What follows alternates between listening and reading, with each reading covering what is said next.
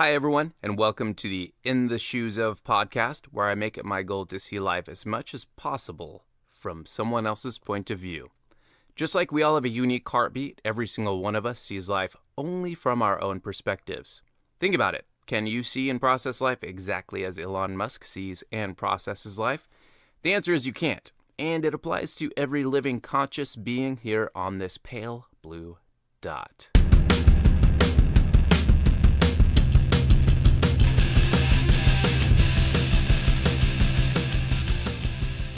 The definition of serendipity is the occurrence and development of events by chance in a happy or beneficial way.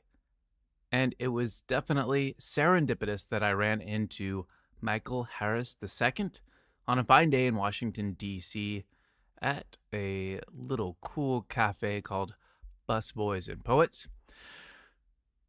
And I was really happy to find out that he was the nephew of Dr. Joanne Lucas. And Dr. Joanne Lucas, I was happy to find out, is the daughter of Curtis W. Harris Sr. Curtis W. Harris Sr. was one of Dr. Martin Luther King Jr.'s right-hand men, and he did a lot of really cool things. And, I'm going to let Dr. Lucas explain and talk about her family. It's really, really fascinating, really, really cool. And she is absolutely a delight. Enjoy.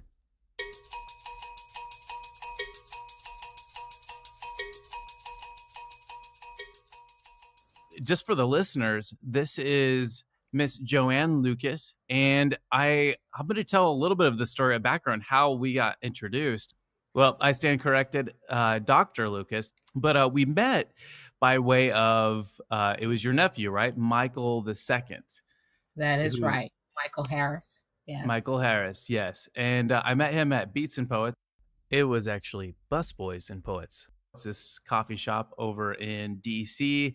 And we got to talking. He was telling me about his grandfather, which is your father, who is Curtis W. Harris Sr., right? Right. And Curtis, marched with Dr. Martin Luther King Jr., was seemed to be his right-hand man, if I'm not mistaken. Is that correct?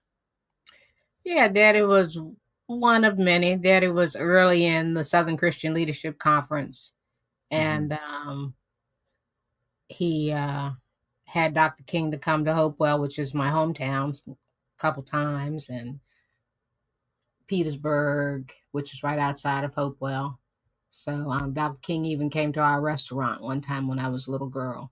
Did you know, this is Dr. Martin Luther King Jr., and or was it just like, hey, another cool guy, another person that we can just, Actually, when Dr. King came to the restaurant, my brothers and I were all in school, so we didn't see him.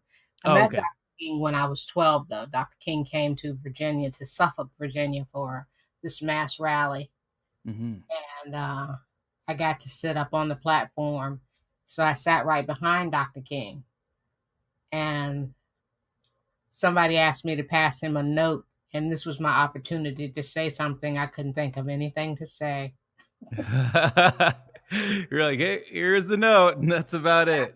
I was kind of starstruck. So. Yep. Well, understandably so. I mean, he's, to me, just one of the most influential leaders in the 20th century, without a doubt. So, no doubt. Yep, for sure. I want to launch right into it then. I want to get your worldview and get just how you see life. But I think a large part of that is you've been influenced by your parents. And I know one thing that you really wanted to bring to the table was how strong and great your mother was. So I think it'd even be good, even though it is Father's Day, and we definitely need to talk about your father too. But I know you wanted to talk about your mother, so why don't we start there and tell me how you were influenced, how your worldview and how just everything about how your mother influenced you in life. My mother, Ruth Jones Harris, and she was a doctor as well. Mm-hmm. And Mama was everything. And Mama was everything to all of us. And I think that was probably, as an adult looking back, what was most amazing about her, her ability to balance. I mean, she created multitasking. Right. And to raise 6 children and to be the first lady in a church Daddy pastored for 50 years, and to have several different businesses in my lifetime. In my lifetime, Mama had a beauty salon first, then she had a restaurant, then she had a daycare center. So she was an entrepreneur. She was a joiner, so she was in the Eastern Star. She was in the National International Ministers' Wives. She was in lots of different organizations. So she had lots of things to do. And then she had a really big family. She had 4 sisters and a brother. Hmm. And I was able to know my grandparents as well as my great grandmother as well. Hmm. And to watch her maneuver her way through not just her life, but all of our lives. And I said to you the other day when we were talking that she was absolutely the smartest woman that I ever met. I think the smartest person I ever met. And I'm not talking about on the basis of being so educated or anything like that, because Mama's um, doctor status is one. She received an honorary doctorate Hmm. from Litchburg College here in Virginia, and Mama went to college for a year and then dropped out to marry my father. But she was just worldly. She just to be from a small town in Virginia and to not really move far beyond that. Mama never moved from Hopewell. She was born in Dendron, Virginia, which is right outside of Hopewell. Moved to Hmm. Hopewell when she was around 4 and stayed there, remained there for the rest of her life. My dad had opportunities to move, but he chose to stay in Hopewell. Therefore, she stayed in Hopewell as well. But I think what's most meaningful, my mom was one who truly believed in the power of prayer. Hmm. The Lord was her savior, and that was what she taught us. That was the way she lived her life. So that's the way I lived my life. She was my pattern, she was my example, and she was rock steady. In my life, I think I saw my mom shed a tear Oh, wow. one time. And Mama lived to be 86. And I'm sure she cried. She just didn't cry in front of me. Yeah. And I asked my sister the other day, who is much younger than I said, "Did you ever see Mama cry?" And she said, "I can't remember it, if I did." Right. Whereas Daddy was a big crybaby. He cried all the time. He Right. did. He really did. He was very emotional. Yep. Yeah, and So, that's all right, you know? I mean, everything was about the Lord Mhm. and what the Lord could do. And sometimes, like when you're 16 and 17 years old and you're having some troubles with a boy or something at school or something in the community is bothering you, and your mother says, "Well, that might be not what the Lord wants for you." That's not really what you want to hear. Mhm. But that was always her resolve. I don't care what was going on in any of the 6 of our lives, talking about my siblings. It was always back to, you got to pray. It's the Lord, you know. Yep. And I mean, she didn't make speeches. My dad made speeches. Mom didn't make speeches, and she would just say, "You just need to pray," Yep. or she would say, "Let's pray." And and then she told me one time, she said, "It's getting a little difficult now that the family is getting so much larger." I said, "Why?" She said, "Because when I say my prayers, I call out all of your names." I said, "Everybody?" She said, "Everybody." And it's 65 of us. Wow, so yeah, So, that's gonna take some time right there every yes. So day. I said, "Yeah, yeah, you need some time to say your prayers." Yep. So, yes, Definitely. she calls out everybody's name. Yep. Wow. And did you find growing up, I mean, it sounds like you were heavily influenced then in faith and your mom was rock solid in that faith. Did you ever find yourself struggling at any point in your life with any like questions or doubts or anything like that? Oh, absolutely. I came home with lots of different things. Especially once I reached my college years. Mhm. I came home once and told her I think I'm Rastafarian now. Uh-huh. What did And she say? then I came home another time and I was Muslim. Uh-huh. And that was when I told her that I probably wouldn't be able to eat anything because she had cooked some swine in those pots. Uh-huh. And well, she said, "Well, you probably gonna starve to death this weekend." I said, "Probably, you know." And then I came home one time and I was Buddhist. So yes, I have traveled the road of religious beliefs, and those were never really my beliefs. Mhm. I have to say, in defense of my mother, that it was not anything to do. It always had to do with a boy, and she knew it. Oh, That it was really? some Okay. guy that I liked that was of a different faith, Yeah. and I'm trying to be with him, even though she didn't talk to me about that. Um, I knew she knew because she knew me, and it would last for about a month, and then I was Baptist again. so, Right. so, Yep. The boy is gone and I'm back to being Baptist. yeah, That makes back to sense. being Baptist. Right. So what did she, and was she heavily involved in your life with, with boys? And then once you eventually like what did you marry then? No, of course Okay. not. Um, yes, Mama was involved in everything, Hmm. and but that was the other unique thing about her is that she was not intrusive. Yeah.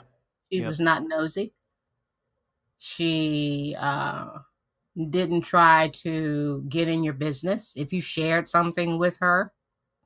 Um, because there are things that happen in the household that I didn't find out about until since she passed away.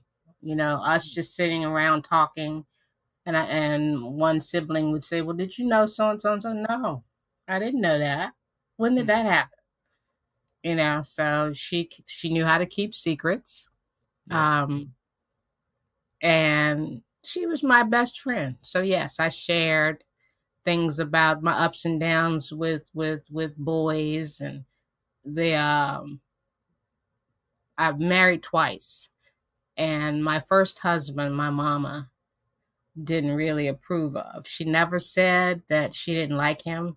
Hmm. She just, when I told her that we were going to marry and I showed her the ring, she went to the bathroom and she stayed like 30 minutes. And I'm Oh, like, what is yep. going on? And she wouldn't help me. Hmm. I had to do everything myself. She came, but she was just not, she didn't involve herself Hmm. Hmm. in the makings of my first marriage. And she was absolutely right. It lasted like a year and 3 months and it was over. Yep. Yep. And she never said, I told you so. I remember calling her asking, well, Mama, if you stand before God and say that you're going to be with this person for the rest of your life, no matter what, and I'm not happy, am I supposed to stay? And she said, absolutely not. She said, you're not happy. I said, I am not happy. Hmm. She said, well, don't worry. Your daddy will be there to pick you pick you up. Yep. Yep. And I didn't she was trying to encourage me to come back to Hopewell. I was living in Virginia Beach and teaching school by then. Hmm. And I had a daughter who was 2, and I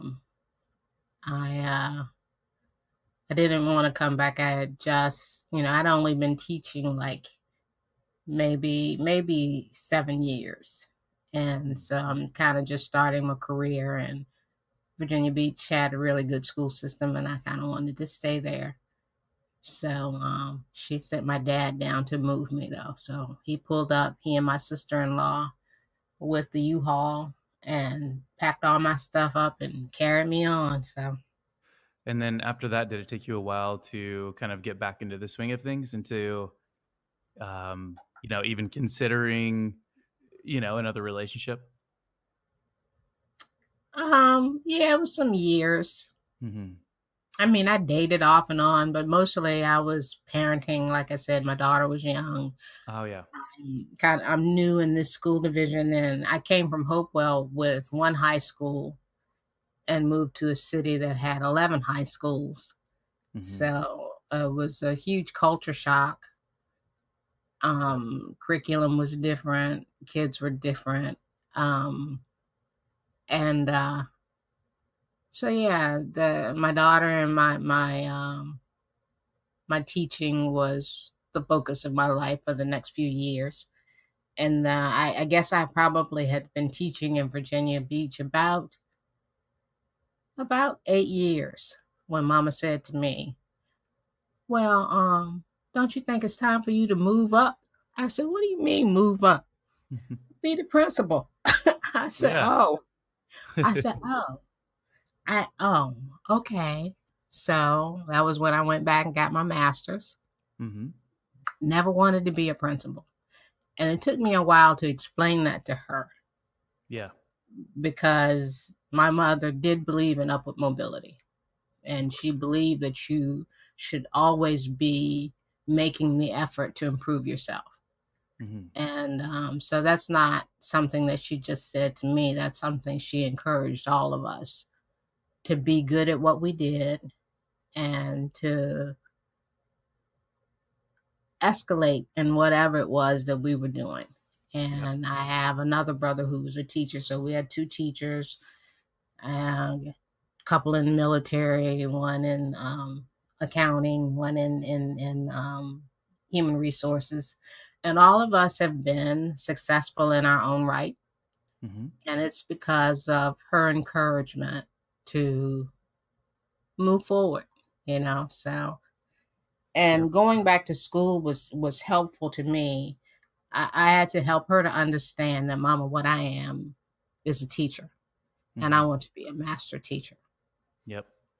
So things that I went on and got a degree to be an administrator. I got all of the certifications and all that kind of stuff, and I interviewed for a couple of assistant principalship jobs.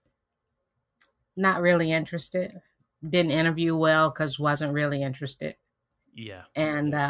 And that was when I explained. I said I just where my gift is in the classroom. I'm really good at that, and I really enjoy that. And that's truly what I want to be. I Yep. want to be this master teacher. Yeah. So she was okay with that. Yeah, and you definitely have to follow your passion there, right? That it just makes sense. Like you said, with the interview, it didn't, even with the assistant principal, it didn't go maybe so well because you weren't that interested. That makes perfect sense to me, definitely. So during that time, or even I guess throughout the years, what would you say was the most difficult thing that you had to deal with growing, just either growing up or even in your adult years? Um, I often say that I have had a very charmed life, Hmm. and I mean, I had regular things that teenagers, young women, um, but nothing that was just horrible or anything like that for me to deal with. Probably things that happened to me later in my adult life, like my husband's illness and death, was a huge thing for me. Yeah. Um, because he was 51, and we had only been married 2 years, Oh wow. and so this was my second husband, and we had known each other for like 20 years. We dated off and on during that time, and then we finally decided to marry. And probably about 8 months after we married, he found out that he had cancer. And and it wasn't then because we were so very hopeful about the cancer, and the doctor seemed very, very optimistic about what was going to happen. for him. And so he did radiation, and he's, things seem to be going okay. And 2 months later, cancer has spread throughout his body. So, um, and even then, because he had so much faith, he really thought he was going to get well and that this was going to be okay. And so my prayer was that he would get better, that, he would be healed. And, and he was in pretty good spirits. I can remember when things started to change and his health really started to fail, and then we had to start going to the oncologist and the chemo and all of that, and the hair coming out and not being able to eat because the chemo caused him to develop all these ulcers inside of his mouth. And um, so to watch him still very positive, um, dying. He was dying. He just died right in front of me. And I really was not devastated until he was gone. As long as he was alive, and I can remember changing my prayer to, I know I've been praying for him to, please heal him, Lord. But now my prayer is, thy will be done, whatever your will is, you got the plan, I'm not the one with the plan. You're the one with the plan. And so probably that, um, I had an estrangement with my daughter for several years before I married again. And we hadn't seen each other for about 3 years. And she was in her early 20s at the time. And when I got engaged for the second time and I was planning the wedding, my mama asked me, well, are you going to invite Crystal to the wedding? I said, I hadn't really thought about it, and I hadn't, because, we just didn't communicate. Yeah. She called me up one day and said, Mama, I'm getting married and I'm going to bring the guy to come and meet you. And she never came. And I never heard from her for 3 years. So I never really knew what was going on. I called her father and he said he hadn't really heard from her either. Hmm.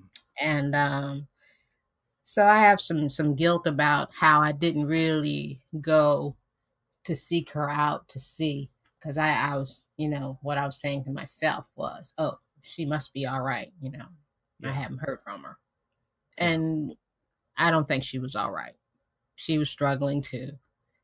But that was a wonderful celebration for me, because I did invite her and she did come to the wedding. And I hadn't seen my daughter for 3 years. And she walked up to me and hugged me and acted as if the last time I saw her was yesterday. Yeah. And so, and our relationship has been wonderful ever since. And we have discussed that, but that was a downtime in my life. And I felt very much like a failure as a parent, that this was all my fault. She was the kid, I was the adult, and I should have handled whatever was going on very differently. But I handle it as I handle it. And Yeah. again, the Lord saw me through. So that was a downtime. And other than that, the only time that I really felt that things were not on the up and up, passing of my parents. Mama died in 2011 and daddy died last year. Yeah. So, but other than that, life has been wonderful. Yeah. Well, I mean, and dealing with death, and especially when it's a close family member, that's never an easy thing to get through. Definitely. Did that affect your faith at all? I know for some people it does. For some people, I think it strengthens their faith. Did it, even with like the estrangement for a time with the daughter, and then with the passing of your husband, and then subsequently in recent years your parents?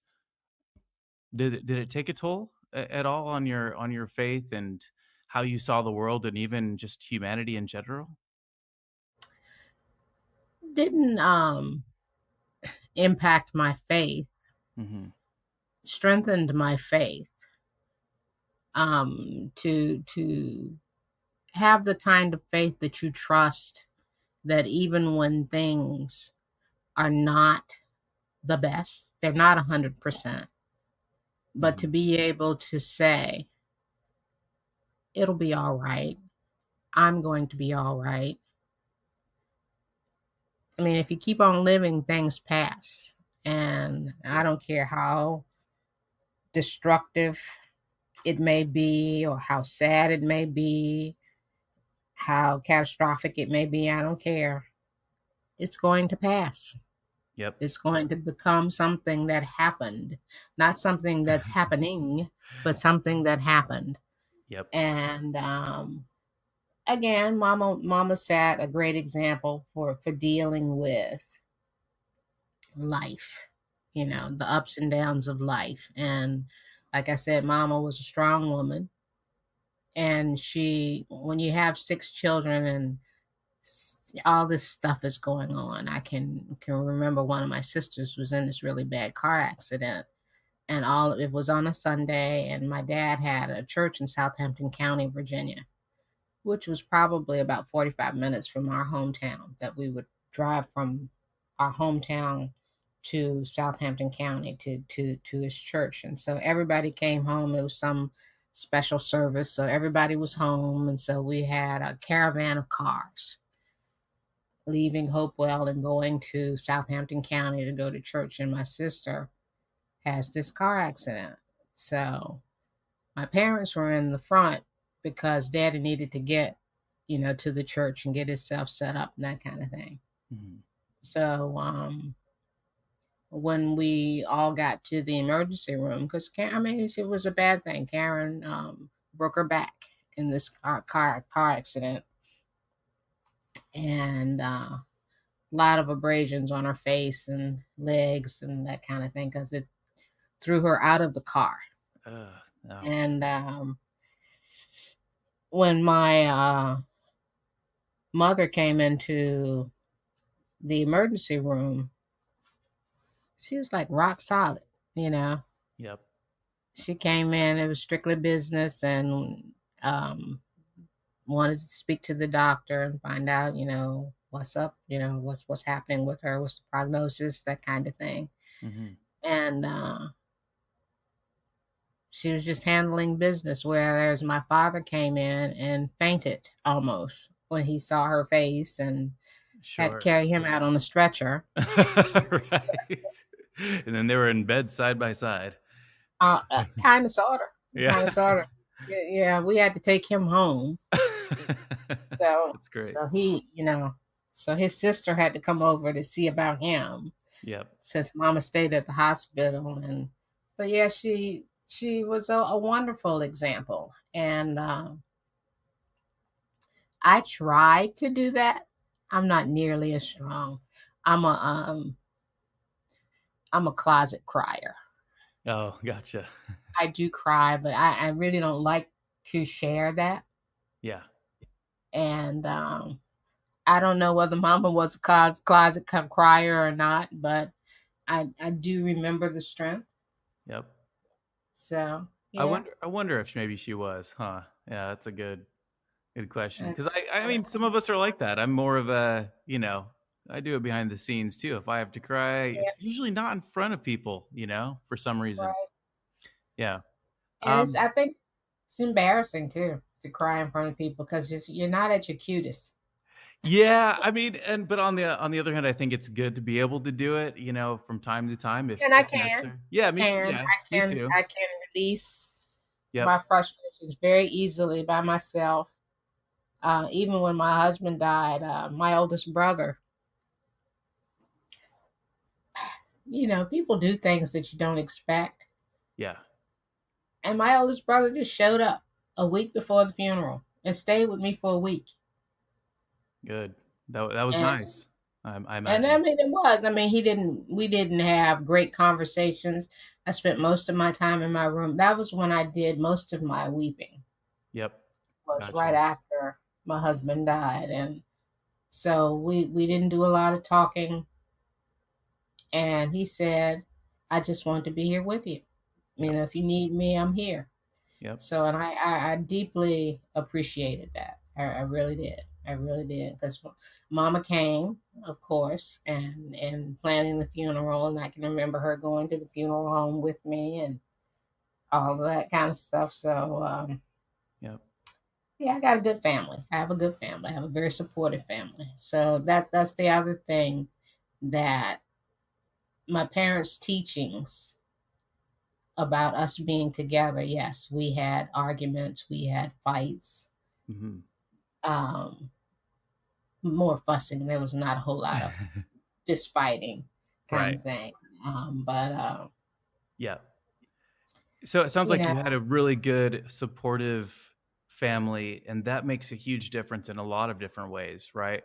It makes, absolutely, it makes me wonder too, because I've heard, I mean, like recently, you'll hear of celebrities, Anthony Bourdain being the most recent one, and I wonder, does that play a part? Like having a strong, supportive family, does that help in those instances where people, because there are some people who are like really just very unhappy. They may have all the money in the world, even, and notoriety, fame, all that good stuff.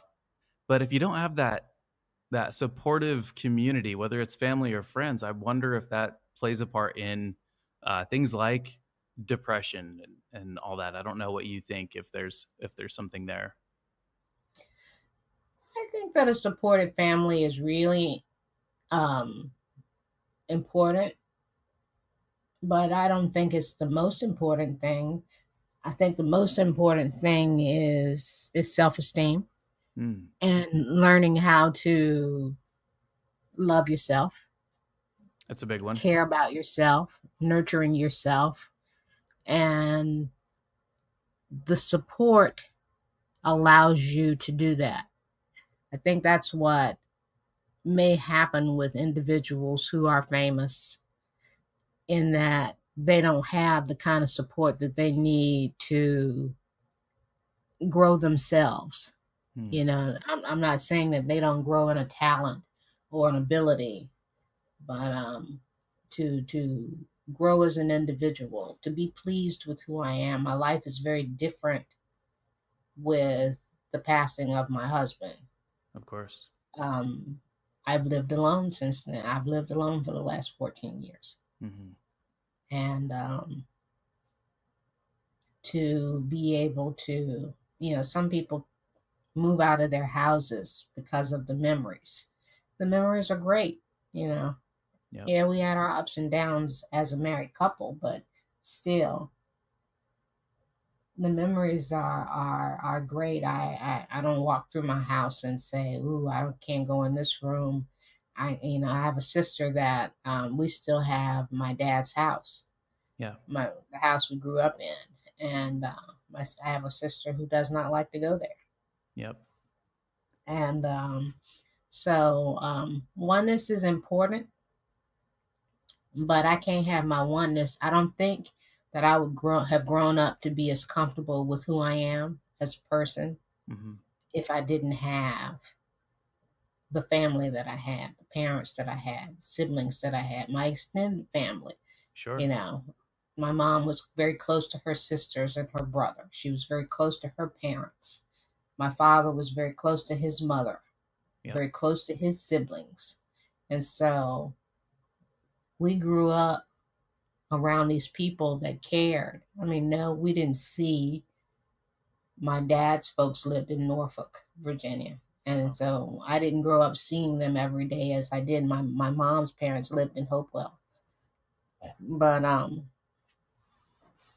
it's something that we as a family want to pass on to our children. Now they are all of the grandchildren are adults now, Yep. and we call ourselves the Harris Connection. Nice. I like that. The Harris connection. Yeah, That's got a ring to it, actually. yeah, the Harris Connection. I was just going to ask you, and going over to how you were influenced maybe by your father more. If your father were here today and he looked around at what's going on in the United States, how do you think he would react, and what do you think he would say we need to do as a nation? Well, my dad used to come to my school every year to speak, no matter where I was teaching, whether it was in Hopewell or Virginia Beach. Every year until he was physically unable to can't come, he would come and speak to my classes and talk about the civil rights movement and things like that. And one year he came and he had a theme, and his theme was everything has changed, Mm. nothing has changed.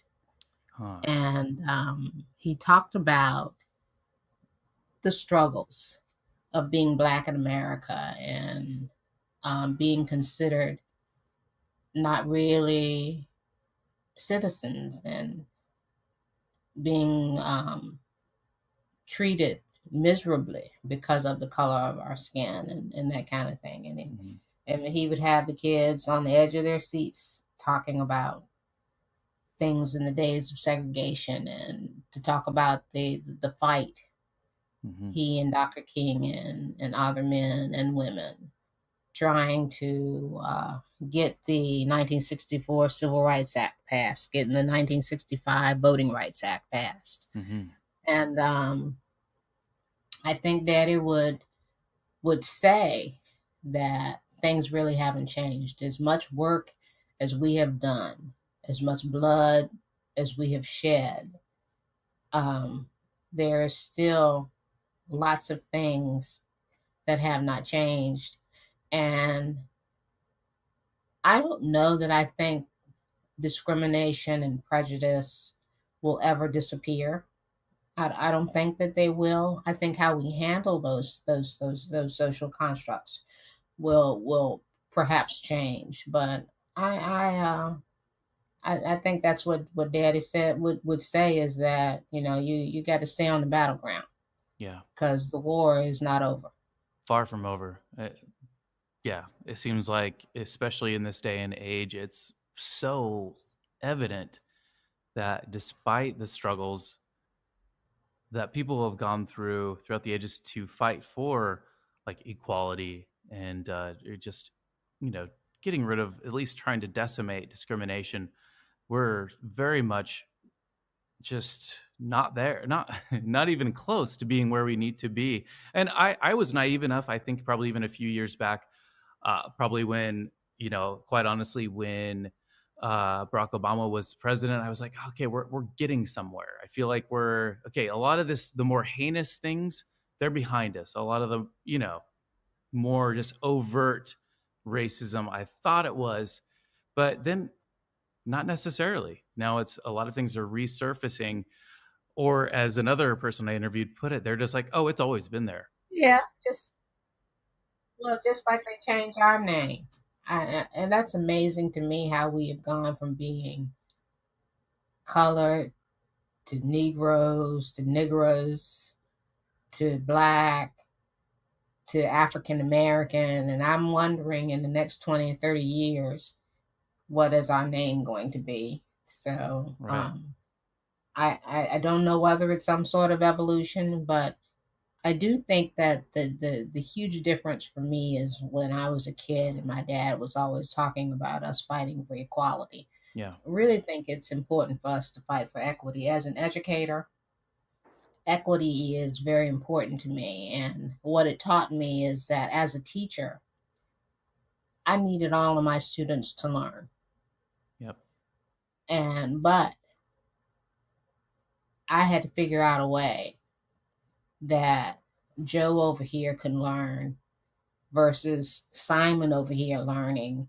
And they were very different people on very different levels. So I had to be equitable. I couldn't necessarily do an equality thing and give them both the same thing Mm-hmm.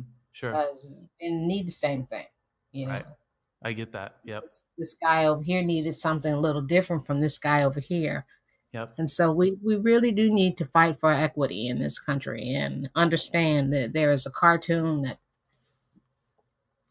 I don't know who the artist is, but it's about equity, and it's these children standing up at a fence, and all of them, it's a baseball game on the other side of the fence, so all of them are trying to see the baseball game, Hmm. but they're different heights and different ages. Right. So you see one kid only needs to stand on one block, whereas you got this other kid over here, they need 4 blocks to be able to see over the fence. So you got to give kids what they need, not what's equal, but what they need. We have to meet needs. So what do you think with regard to implementing, making things equitable in the country, what are the steps that we need to take to make that happen? If I'm going to compare it to being in the classroom, um, one of the things, even though we have lived in this country for generations together, it amazes me how little we know about each other's cultures. And so learning about people who are different from you, I'm not saying that you're going to accept everything they do or the way that they do it, but to know about it, to be aware.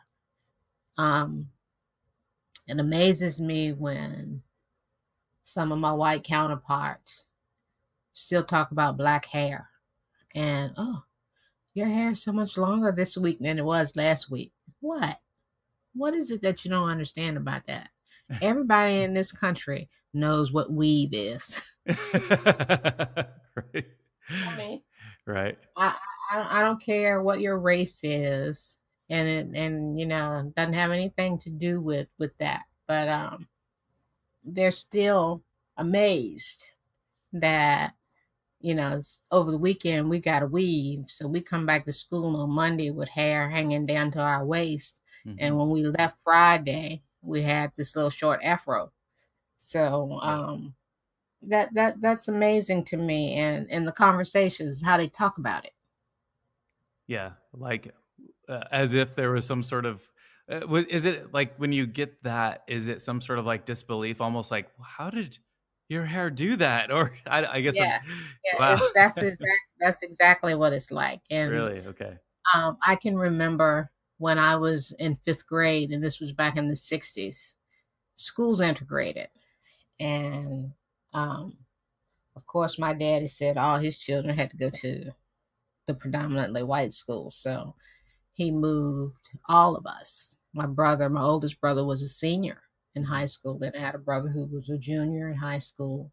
And he made them leave their schools and go to the predominantly white high school. But I was in 5th grade. And in my family, all of the girls got their ears pierced when they were babies. Sure. Yep.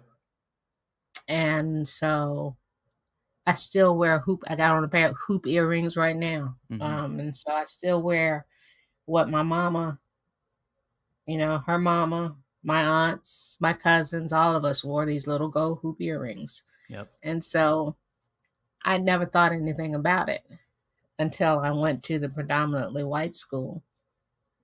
And it was all of these questions about, you got your ears pierced? And I'm like, every woman in my family Yeah, has exactly. her ears pierced. And and they were like, oh, you got your ears pierced when you were a baby? I said, yeah, my granny pierced it. And when I told them how my grannies would use the needle and the thread and then take the straw out of the broom and burn the ends of the straw and stick that through your ear as it's getting well and Yep. all that kind of stuff. So that was something I had seen all my life. Yep. And so when you don't know these things, and as a classroom teacher filled with kids who come from and living in Virginia Beach, which is a Navy town, Yeah. you have all of these people who come from all of these different places. So you got all these cultures in your classroom. And so it was a fun kind of thing to find out cultural backgrounds, ethnic backgrounds, and Yep. to have a culture day where they bought food dishes and dressed up in cultural dress and that kind of thing for their backgrounds. And it's also interesting people who don't know what their ethnic background is, so you get that too. Yep. Yeah. And that's something that I had to make sure that kids weren't offended, because some parents, when you say in instructions, I want you to bring in an ethnic dish that's, indicative of your ethnic background, Mhm. and the kid comes back with some hot dogs. Right.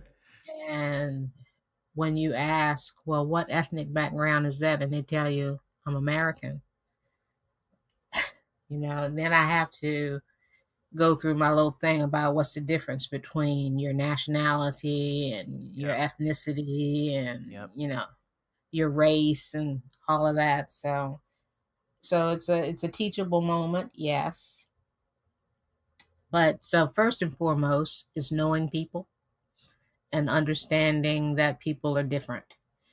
And the way that you get to know somebody, we aren't very good listeners in America. Right. It. Do you, Yep. you know that? Oh yeah. Yep. And there is a quote about listening that I like. Have you ever heard of Stephen Covey, No, who is I an haven't. educator? Oh, Stephen Covey saving. said, Oh yeah, I do. I have. Yes. Hmm. you listen with the intent to understand rather than the intent to respond. Because Right. when we listen not to understand what you're saying. We listen because we want to say something back. So I want to understand what you're saying. Exactly. I want to feel you.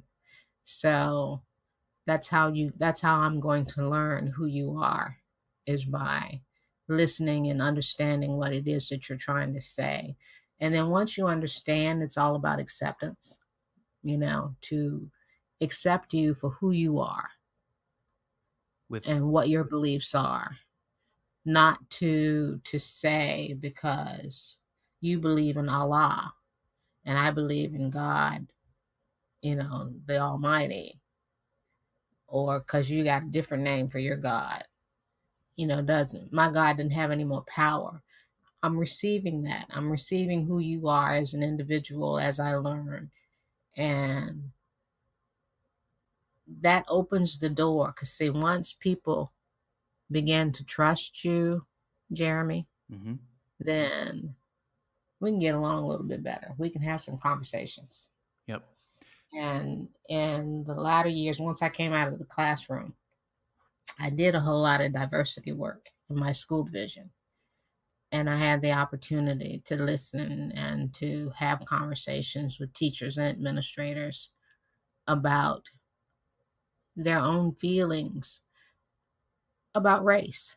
Hmm. You know, it's a conversation that's a difficult one, and it's difficult because people feel guilty and they are fearful that they're going to be blamed for something.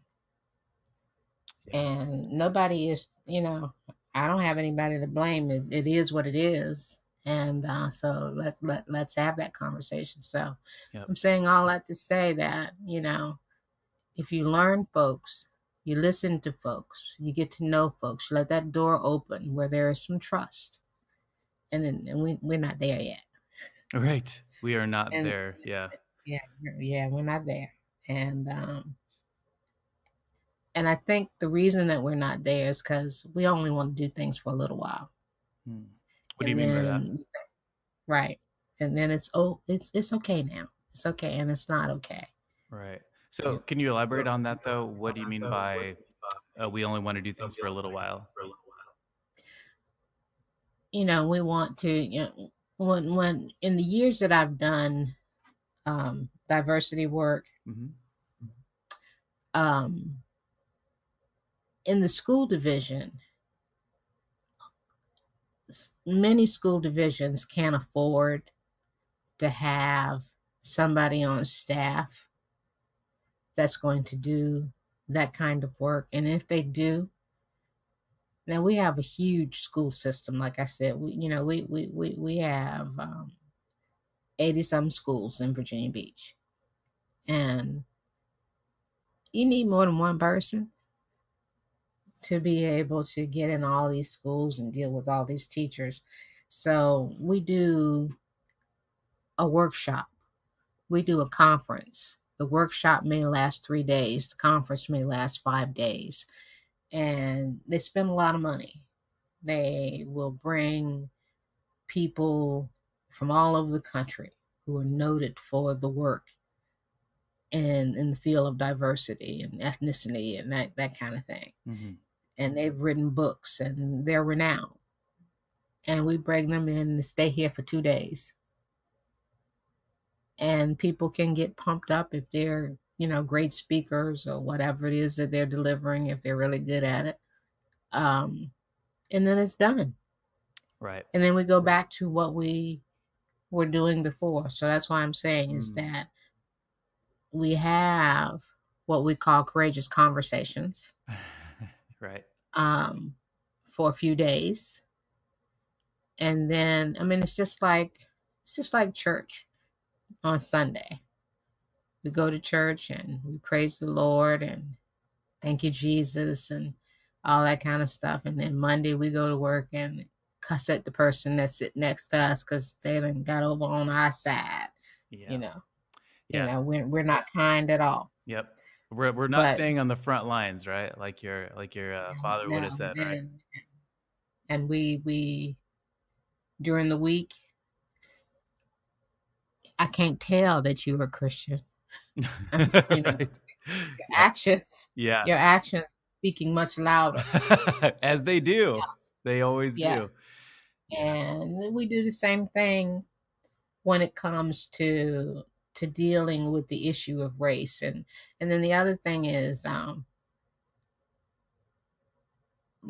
it's interesting that people don't want to talk about race. So when you get into one of these, what we call courageous conversations, and the issue is race, Mm-hmm.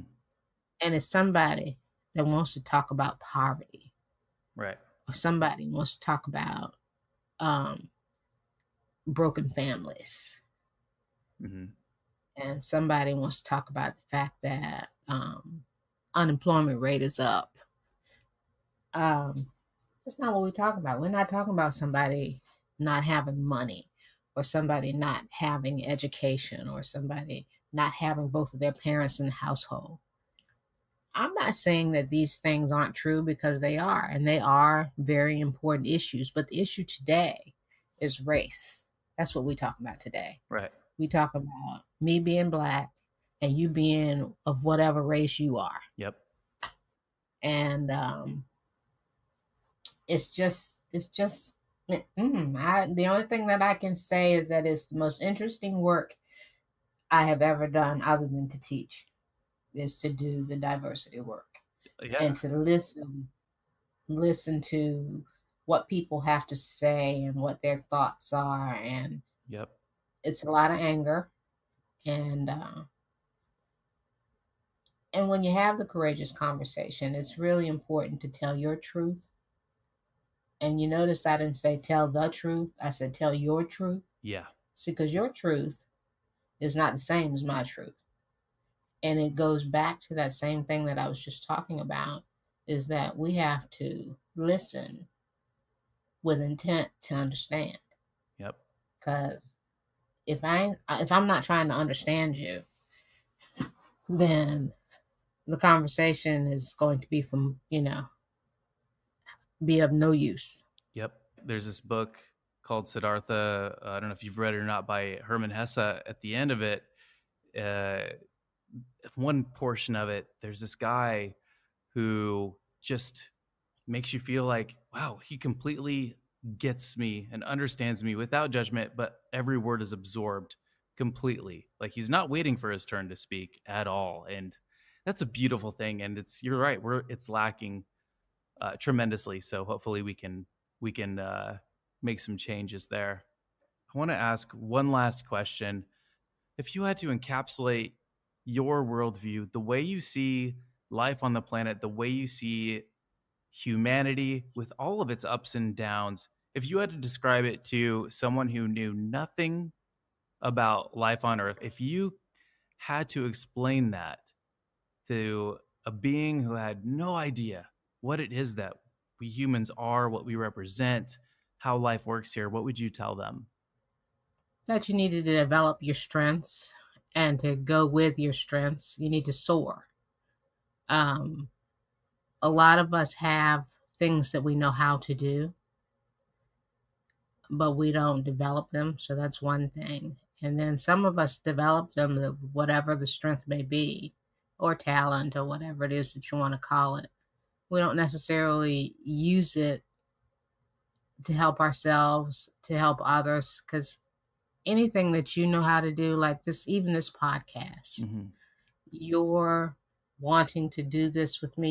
You've never met me, but your interest in me is so helpful to me and inspiring to me. And then all I've been thinking about is how I can share this with my family, with my friends, that kind of thing. And so once you develop those strengths and you're utilizing those strengths, and you're utilizing them again, not just for yourself, but for everybody around you. We just need to be interdependent, probably more than anything else. I don't know what word I would use for somebody who doesn't know this world, but we have to depend on each other. Mm-hmm. It's all about us. And everybody is encompassed in the us. Yep. Yeah. And that's a great way to put it, most definitely. And I think maybe, if I'm not mistaken, that sounds like you're even just coming down to that just community aspect, where that's seems like that's the overarching theme here when I'm hearing you speak: community and understanding one another. Absolutely. Well, I would like to close with, I told you we call ourselves the Harris Connection. And we use an African proverb or quote: I am because we are, and since we are, therefore I am. And that's the essence of how we live. I am because we are, and since we are, therefore I am.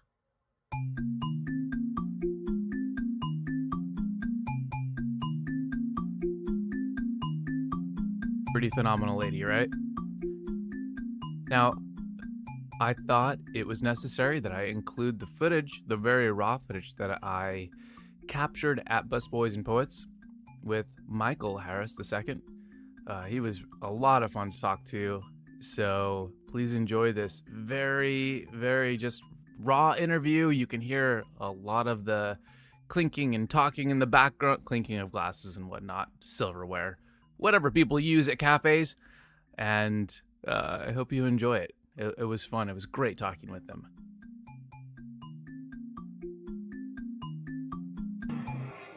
Somebody that's truly free sets others free, and inside their freedom, if it causes somebody else to be bound while they think they're free, then they're not free at all. They're truly bound, because your freedom should not enslave me or vice versa.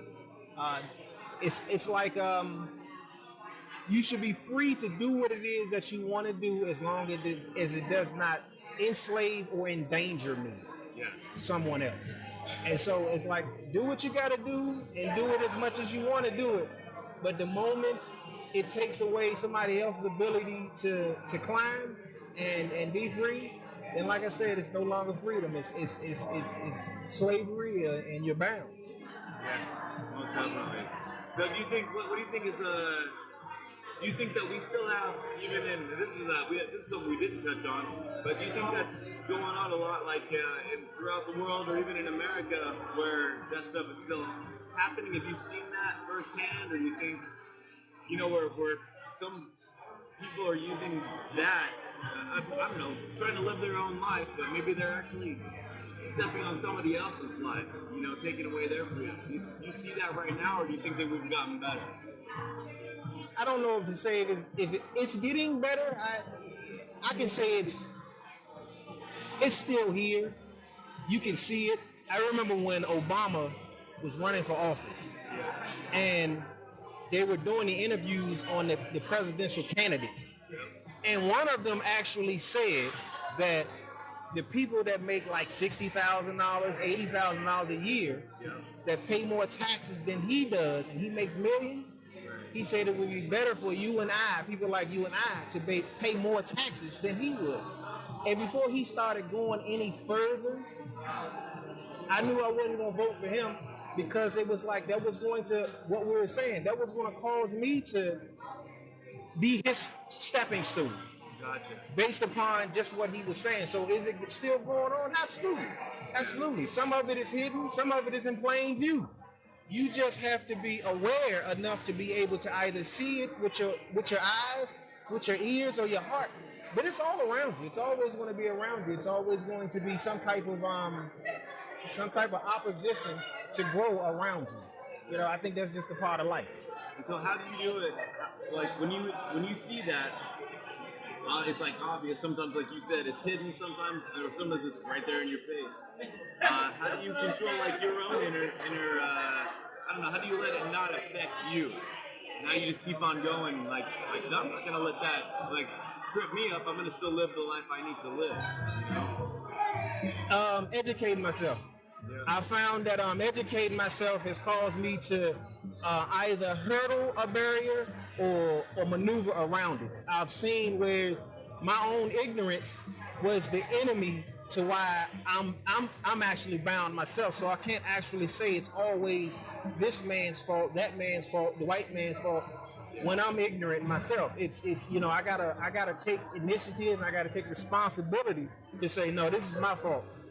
I was ignorant, but I'm not ignorant anymore, because now that barrier that was in front of me, now I'm actually going over them now, because I've educated myself on certain things. Let's take, like, I'm at work, didn't educate myself on 401k, but I'm asking for more money.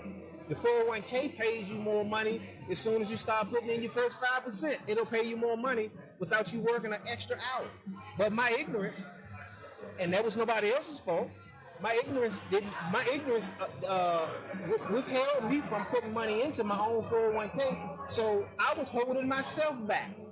That was my own raise right there. So like I said, it's not always somebody else's fault of why we're, you know, being held back.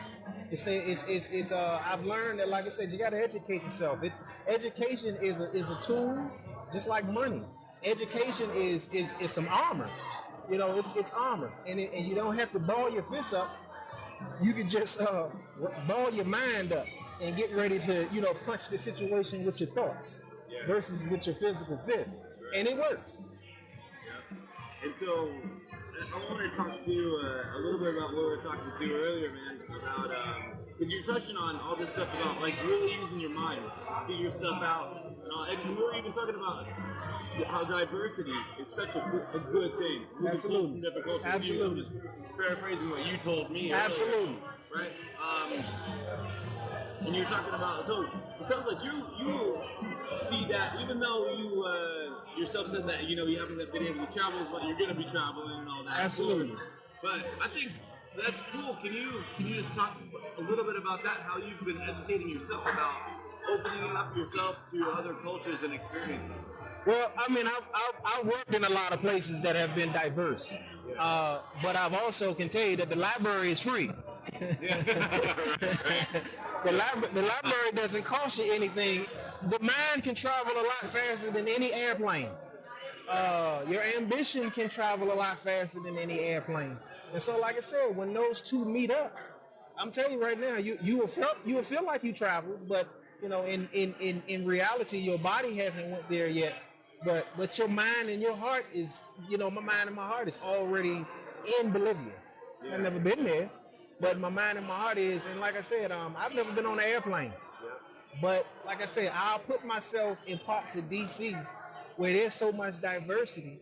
Like I said, I can almost imagine what some other parts of the world feel like just by, like I said, you know, you're around places like, man, you hear people with these different accents and all of that. And so, like I said, I've never been there, but like I said, I'm around enough diversity to feel like I have, and I know it's like I know where I want to go, and I know where eventually I'll end up. Yeah, definitely, man. No, that's super cool. And talking about where you want to end up, not only with regard to travel, but where do you want to end up? What's like your major passion? What is it that Michael ultimately like your legacy, what you want to be known for, you know? Or what you're gonna be, what you're pursuing, your passion in life, you know? Helping others. That's what it's going to end up be. It's going to be some type of philanthropy going on. It's going to be something, and I may not have the Bill Gates Foundation. Not many of us can, you know. Nah, but you know, I've noticed, man, the people that are great, man, they didn't just get to a place and it was just about them. Yeah. They got to a place and they took a lot of people with them.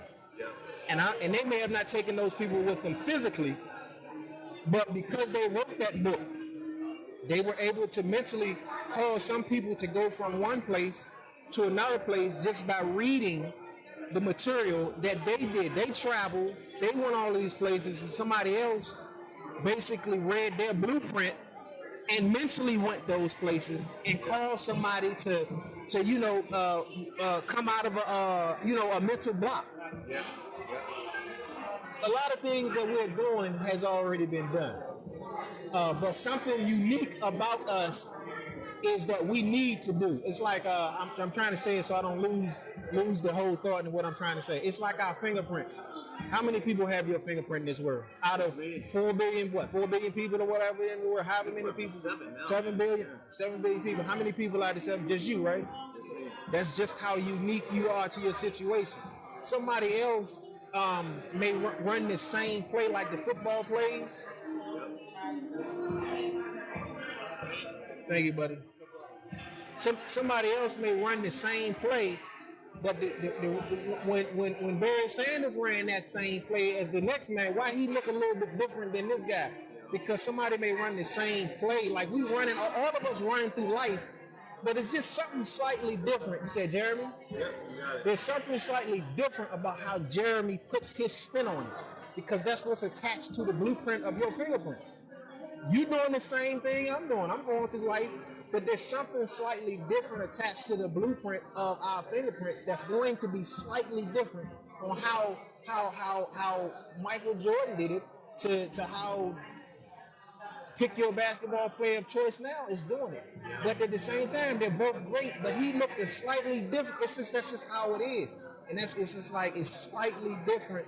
But at the same time, there's greatness attached to everything that, you know, you can put your hands to as long as you continue to grow.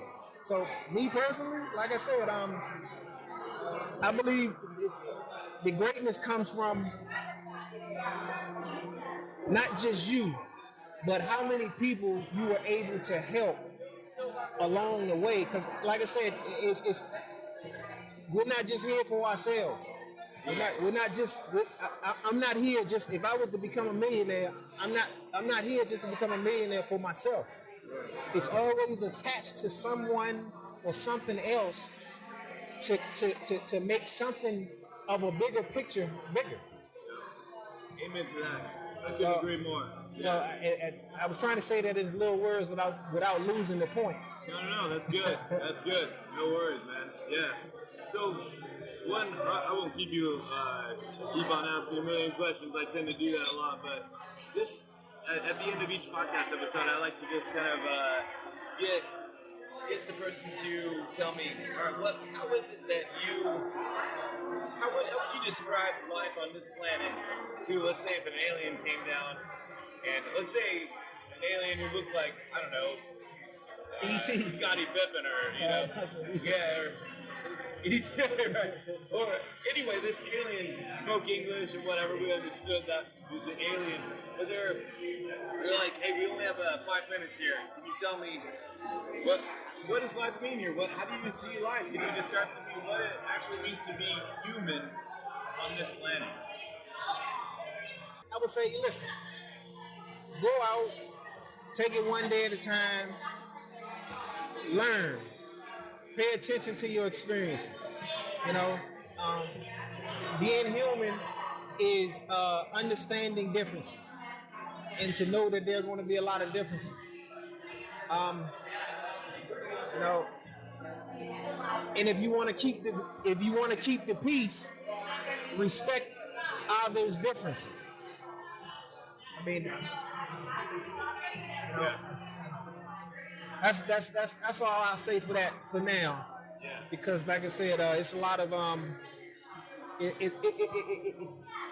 you can find yourself bumping heads with a lot of people, and I see that only because one person is trying to get the other person to see it from their view only.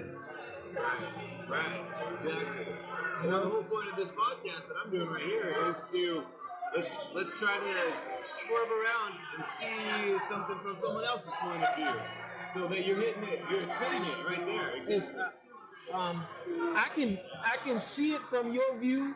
I would tell them, let people see it from your space view as you teach them, and then allow yourself to see it from their view without accepting either one as a truth for one another, but just listening to the story. Gotcha. Like no judgment. No judgment. Right. I probably will never do that what you're doing, but it seems cool. Right. It's nothing you can take away from it. Yeah. Just respect it. Yeah, man. If you respect it, I'm telling you, you'll never bump heads. You'll have differences, and you may even have agree to disagree conversations. Yep. But you won't fight. That's good, man. I appreciate you taking the time, seriously. I'll even just say this. I'll probably add on a little bit to this too and explain, but for people listening, I mean, I just sat down and started talking with Michael. And what's this place called? This is Bus Boys and Poets. Bus Boys and Poets. On 14th and V. 14th and V. Northwest D.C. Northwest D.C. That's it. So, all right. That's awesome, man. I appreciate it, dude.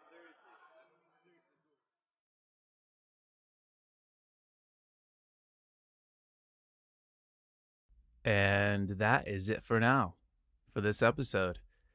Stay tuned for some upcoming changes with the podcast.